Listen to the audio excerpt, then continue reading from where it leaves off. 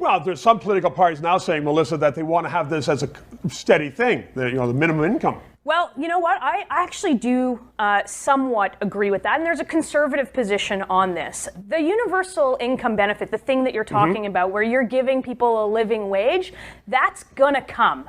And it could be that by a different name. Doesn't sound very conservative to me, Melissa. I actually think conservatives can own this because you know what it does do? It does take government out of the mix of a bunch of means-tested programs thrown out of Ottawa by a bunch of bureaucrats and gives everybody that thing that they need to get back to work, and we put that onto people. And we believe in them, and we try to get them out of poverty. How are future governments going to pay for that?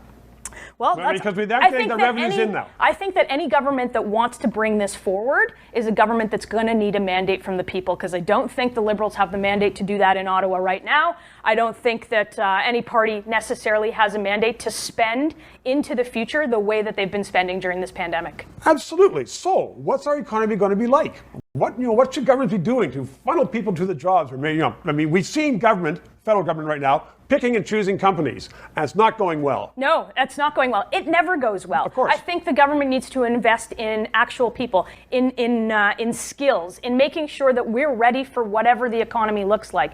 Because we saw that we closed our doors, and this affected adversely sort of the lowest wage jobs, the precarious labor, and we got to figure out how to get people out of that, trained up into whatever a new economy looks like, a digital economy, a delivery economy, whatever it is. Are our governments capable of doing that? They haven't been capable yet, but I do believe that this pandemic has forced us to think way faster, and we were way more nimble, and we did the work. The government did the work with 25% less people working there, and they did it faster and better than before. And I'll give the Liberals full credit on this. I think in the beginning days of the pandemic, they got a few things wrong, but they got a lot of things right.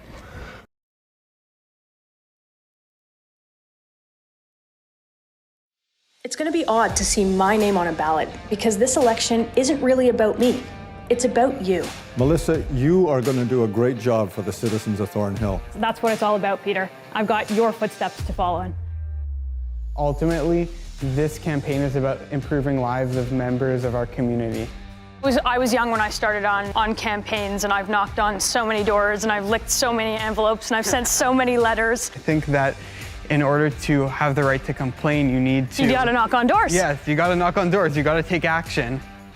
There's not that many people who can say my Zadie's pizza is actually their Zadie. My grandfather came to this country, and they were small business people who came to give us a better life. You always answer the questions, and you're always available for us. Because of those reasons, I'm supporting you. How are you? Good, how are you? It's been a long time. Tell me, how's your French?